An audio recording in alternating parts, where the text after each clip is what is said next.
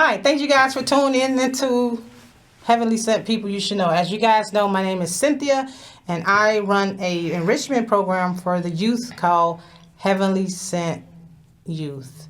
And so we do some amazing things, and I have a commercial that I want to share with you guys because it only makes sense for me to share the commercial, being that I have two community constituents that's going to tell you just a bit about what their jobs entail. My name is Cynthia Manuel. I was born in Chicago, and I am proud to be able to raise my son in Chicago. I work with inner city youth to show them different things outside of their neighborhoods. When these kids walk onto the farm, it makes them feel like they are free. I want these kids to know how to give back, and recycling is one of those ways. Being said, to my left, I have Senator Lakesia Collins, and to my right, I have Alderman Monique Scott. And so the reasoning for me having these two on is because I think a lot of people are misled on what their jobs entail. And so I was so appreciative for them wanting to come on and share with you what their job entails. So moving forward, we'll know what to expect from our senator and our 24th Ward Alderman. So with that being said, y'all gotta flip a coin. Who go first? The Alderwoman can go first. Well, I am Monique Scott. I am the Alderman of the 24th Ward. That area comprises of Douglas Park. I go all the way to Harrison, all the way to Cermak. Some of my boundaries are Roosevelt Road, Cicero, Cermak, Wow. Ogden, Kedzie, Pulaski, Costner, Holman, Central Park. So major streets, right? And so everybody always likes to think or say what the alderman does. And so what we do, we legislate and we appropriate. You know, and so what my responsibilities are, we are in charge of your streets.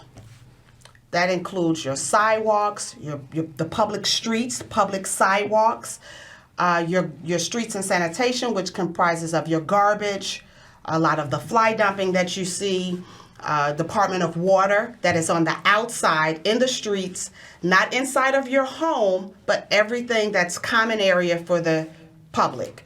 Also our city lights, our city budget, so there's DCASE, there is the Department of Transportation, there is the, what else? There are many facets and many departments in the city, and that's what our job is to do. I am your liaison. So when you have a constituent concern, whether it be for there's a sidewalk that needs to be placed, your alleys, your garbage, and you call 311 and it's not being done, I am your liaison to get things done.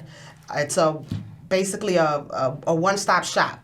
You know, so some of the misconceptions is that I can provide housing. Those are resources that we have that people bring in, but the city does not provide housing. We don't own buildings. The city owns public buildings like your libraries and your schools and the city part of the city hall. We don't own commercial or residential buildings. We own vacant land. So we have been the landlords of the vacant land that you see within that comprise in many of your communities.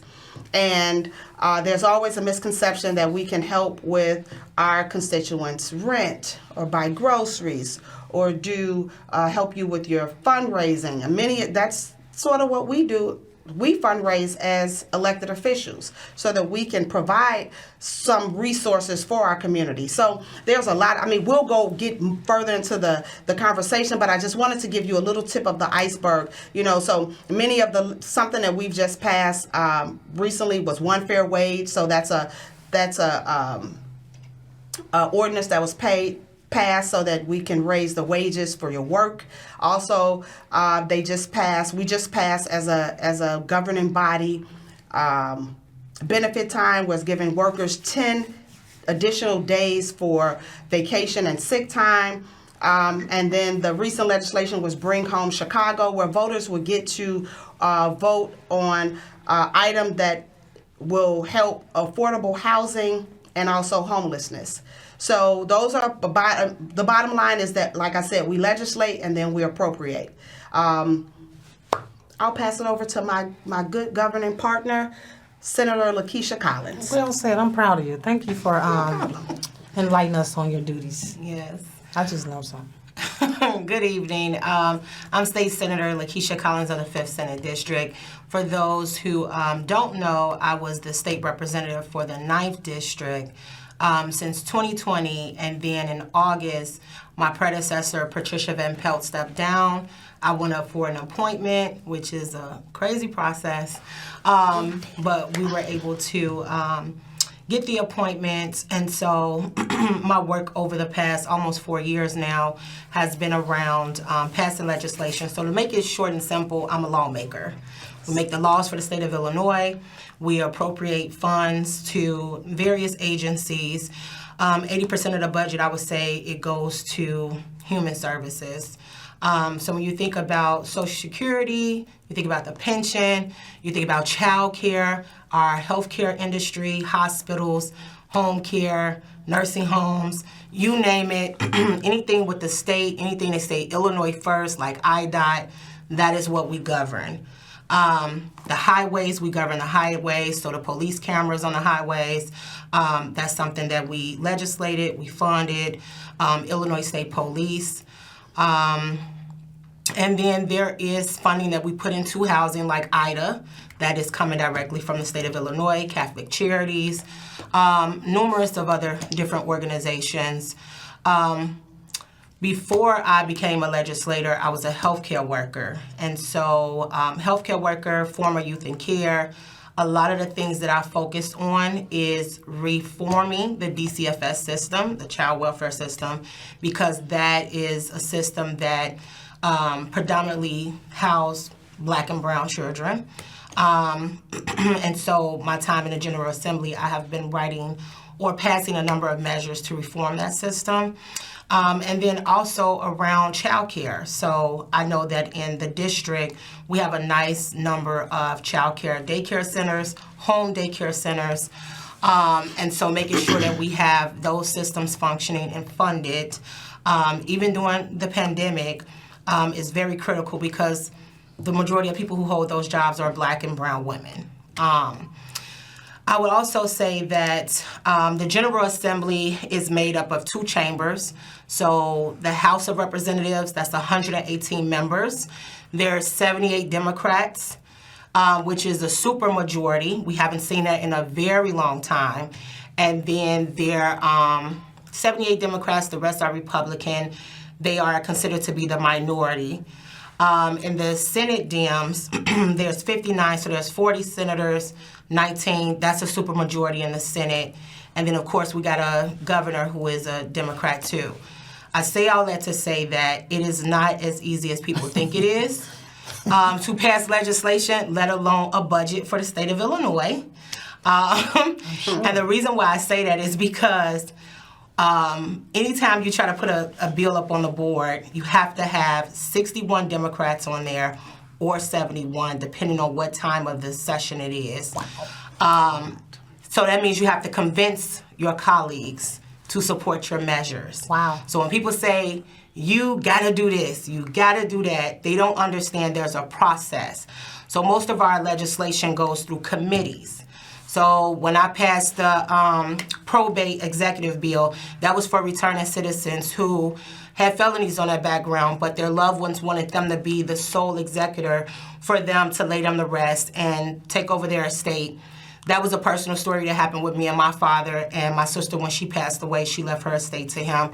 But because he was a felon and the law said that he could not do it, this law pretty much removed those barriers and allowed them to do it. It took me a year to pass that bill, a year. And the reason why is because of the rhetoric that I got from the right side of the aisle, which were the Republicans, right? And because they are the minority, they don't really have anything else to do but to make arguments on things that really affect our communities. So when you talk about passing child care bills to make sure that we can have safe places for our kids to live, they're voting no on stuff like that, right? If we're trying to pass a budget that put workforce development into, our healthcare systems to attract and retain and help people elevate and get them out of poverty, they're voting no on stuff like that. When they use dog whistle politics and say tax cuts because the Democrats are spending too much, what they're saying is, we want to cut these funding and these necessary resources because we would prefer to give it to corporations and developers versus giving it to the people who are struggling. So it's really hard when you're trying to convince 117 other people to not only pass legislation, but to pass a budget, let alone line items that go back to my district. And so now I have 2 districts. And so that's double. So I went from 110,000 to 218,000 constituents. So when people say I don't really see my state rep or my state senator, it's because it's impossible to see everybody. Correct. It's impossible. We represent 9 to 10 different wards when your alderman represents 1. So they're more concentrated in that 1 ward. Our job is to go across the district. Wow. And so we're dealing with, I'll just use the 5th district. We have the richest of the richest, and some of the less fortunate communities who have been disenfranchised for decades, and then we have the middle. And so I represent from the near north side, the west loop, and then the west side of Chicago. So it's really hard to kind of. But I don't want the senator to discredit herself because she does an amazing job with her other elected officials and being active and seen in those communities. Aww. She's very much in the 24th ward. She's very much in the 27th ward. She's very much in the 28th ward. She's in the 37th ward. She's in what's built 34. Wow. And she has a relationship with all of the other aldermen. So that speaks volumes about the work that she's doing within her Senate position. It is her senator position. It is amazing what she does and the great partnerships that we have. Look at the collaboration. Look at the love. You need it. You need it, though, because then that brings back more resources for the communities. Because that was my next question to ask you guys.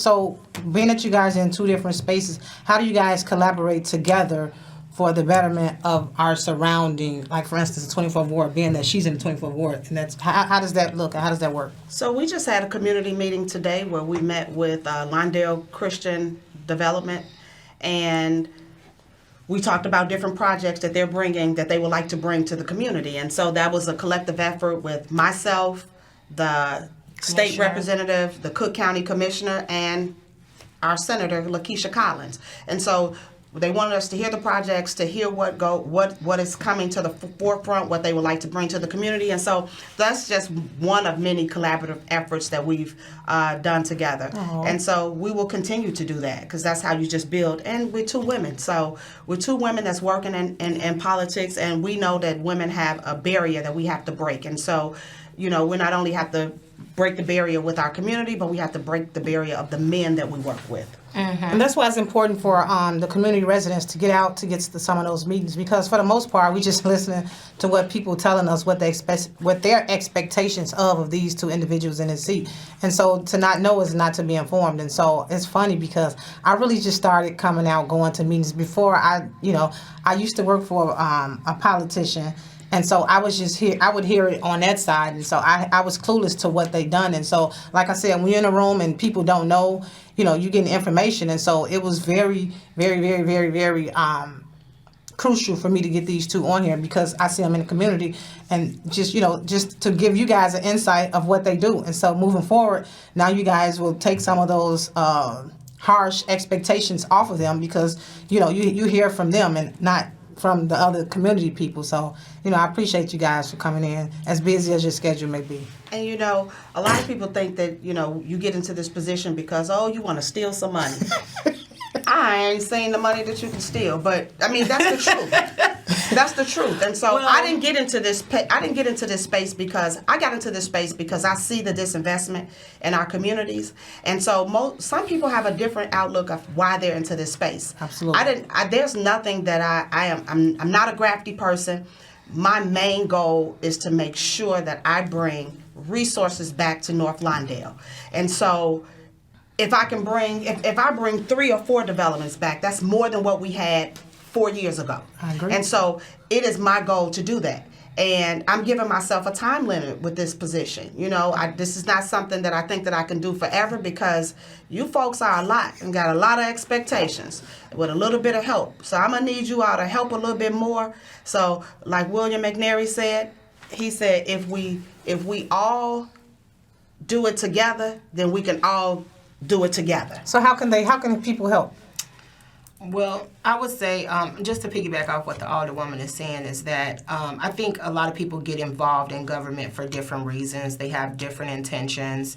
And what you're seeing now is folks who are, everyday lived experience folks. I would tell you, I didn't want to run for office. I was the one who was rallying against elected officials, fighting for $15, fighting for affordable health care. I mean, I've been fighting for a lot of the issues that we're seeing coming to fruition today.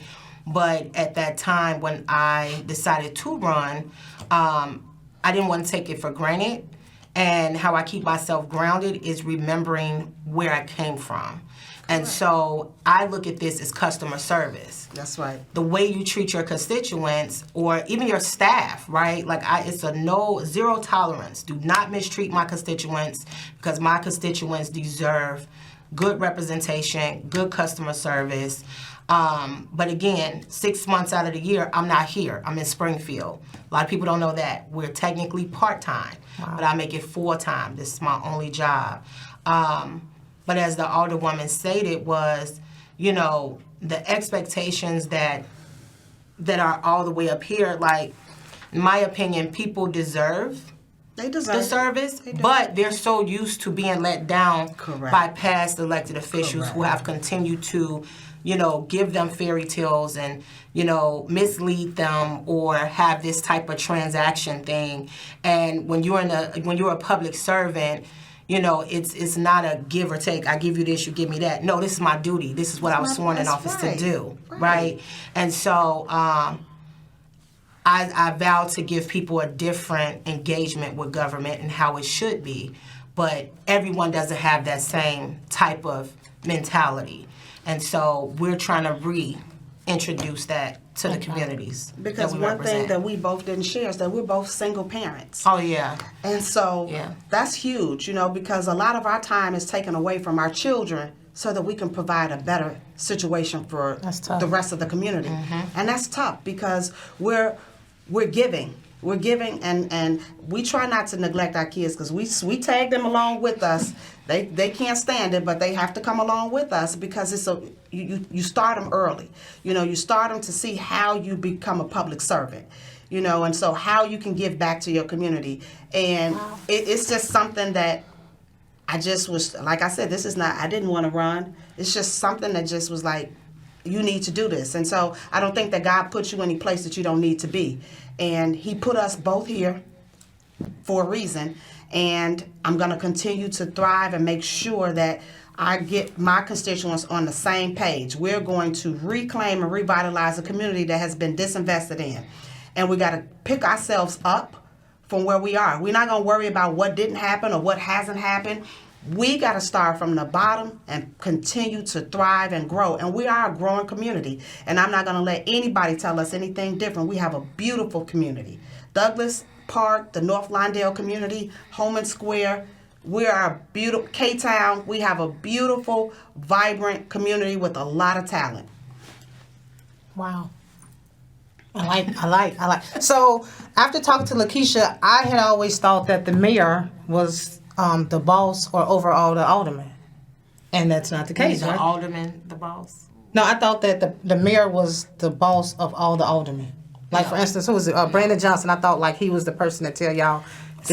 The committees. I didn't know that. People forgot the legislative branch. And that was done on purpose when they took civics out of school, right? Mm-hmm. So you have the executive. So I would say that Mayor Johnson is an executive. Governor Pritzker is an executive. Joe Biden is an executive. Then you have the legislative branch. So you have, the people who are making the laws, or in city council is called ordinance. And then you have the enforcers, which is the police, and you have the judges who decide, which one is, which one you're guilty of or whatever the case may be. And so for city council, I always looked at them, and maybe Alderwoman, you can speak on it more, because I can only speak from my experience, but I always looked at them as mini mayors. Right. Because they govern their own wards, Yeah. right? Yep. And for state representatives, we're representatives of a district across the state of Illinois. So you have your representatives downstate who represent, areas like Cairo, which was a predominantly black community.